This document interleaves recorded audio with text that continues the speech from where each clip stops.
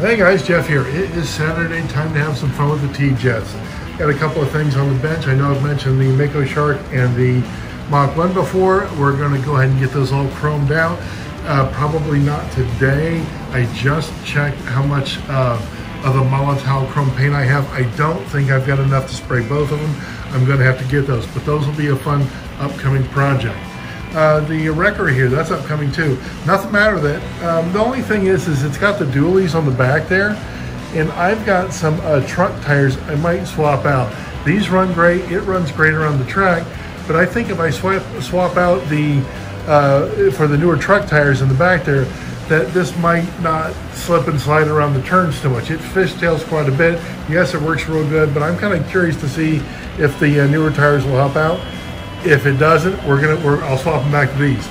And last video, I had got these from the toy show that happened in Tampa, and both the chassis, they're missing most of the guts. They're literally just push cars or rolling cars, whatever you want to call them. I talked to my buddy Mark, who is I consider the world's best at getting these old vibrators to run, and I asked him. I said, both these don't have any coils.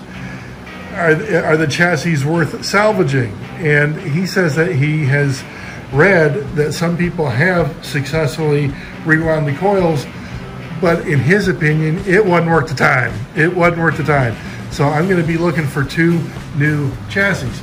But in one of the videos that Mark helped us out with, he said, listen, when you bend the reed mechanism for the vibrators, often you have to stick a small washer in the back screw post so the reed mechanism doesn't hit the inside of the body. So I've yet to do that. That was like great advice. So let's do this. This morning I was having some fun. I was racing darn near everything. I had a ball this morning. And when I got to the vibrators, I just, again, remembered what Mark said. I know I've got a couple of the Jags. Let's get those. And I know I've got I got the Semi. And just for fun, I don't have anything attached to this. Not yet. Not yet. Is that it for vibrators? Yes. Okay, good. I'm not going to carry these with one hand. Give me a sec. I'll get them to the bench. All right, good. I got all the vibrators over to the bench. One caution Mark makes whenever he's talking about the vibrators, he says, listen guys, you usually run the AC current for your T-Jets. Run the DC. Run the DC. Or I even have a separate controller for that, okay, for the power pack and that, and it runs the inside lane here. Just to give you an example, if you haven't seen the video Mark helped us out with, here's one of the chassis he redid for me. It barely ran when I had it, but look, this thing screams around the track. You can race this with a T-Jet easily and effortlessly. I can't even open this thing up, it runs so good. But now listen, it does not have a shell on it. There's no body on it. So like I was saying earlier, the reed mechanism, the way he bends them up and gets them to coast like we were, this part of the reed mechanism hits the underneath side of the body. So his suggestion, what he does is he'll take and I got some small washers here, he'll take some of the small washers and he'll put them on the back screw post, and then that lifts it up enough to where the reed mechanism isn't hitting the inside of the body. So let's just go ahead and do this. Well, yeah, let's do this. As far as fast, I was just thinking about it. This is a truck, and this is a truck as far as the chassis go. But let's just look at them to see the speed difference. You see how the one that doesn't have the body on it, the one on the back, it just eats it up. Just eats it up. Now let's reverse them just for fun. Just for fun. This will truly show. Look at the speed difference. Look at that. I mean, we're not even close. We're not even close. It's going to catch him here in this lap. Look at that. Look at that. I mean, that's how much faster it is without having the body on it. Okay, let's do this. Let's go ahead and take one of the bodies off the chassis, and we'll go ahead and put the washers on. All right, just a sec. Okay, good. Just got a couple of washers out. Let's go ahead and take the chassis off the body here. I was trying to figure out which one we should do, but since we tested it with semi, let's just go ahead and put a couple in the back of the semi as far as the back screw post and see if we can get the reed mechanism out to hit. Okay, actually looks pretty clean. Looks really clean. It doesn't, I can't see any, well, I guess I do. It looks like right there and over here, that's possibly where the reed mechanism is hitting.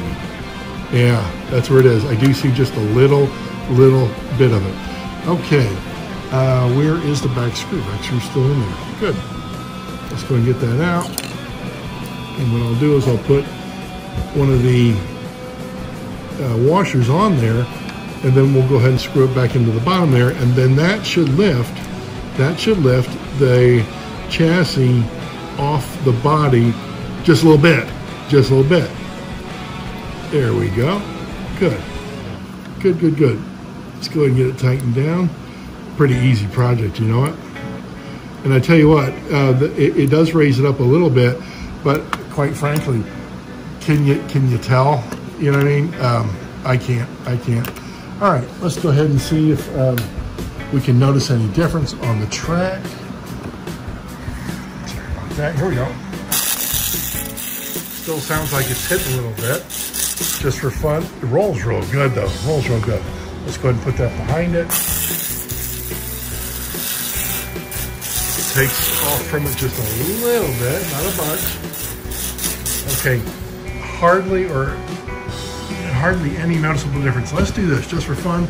We'll go ahead and put another washer there. All right, good. Just got the second washer on there. Let's go ahead and put the chassis back on. And once again, as thin as they are, yes, I know it's raising it up, but it's still, in my opinion, I don't think it's going to look like it's jacked up in the back at all. We'll see when we put it on the track here. Okay. How's that look? Looks pretty good. Let's do this. Let's see how it sounds and looks around the track. Turn it on. Here we go. Well, I saw it, but you guys didn't. Okay. Yeah, too funny. Sorry about that. Just kind of took off, didn't it? Wow. I tell you what, the way my buddy Mark has got these running, they're just absolutely exceptional. They really are. Okay, look at that. Now we got it. So what I'm saying is it's taking two to where it frees up that reed mechanism, well enough. Well, let's see. Yeah, it caught it. All right, so we're talking about two washers in the back. That frees up the reed mechanism well enough to allow it to have increased speed. And one thing I noticed, it might be hard with the audio on the video here, it was less noisy. Yes, you can tell that there's a plastic body on it, but it doesn't sound like it's smashing the inside of it. All right, just a second. Let me go ahead and check some of the others. Just real quick, got a few more washers out, and I wanted to go ahead and look at the Jags, see how they are, see if we can speed them up a little bit.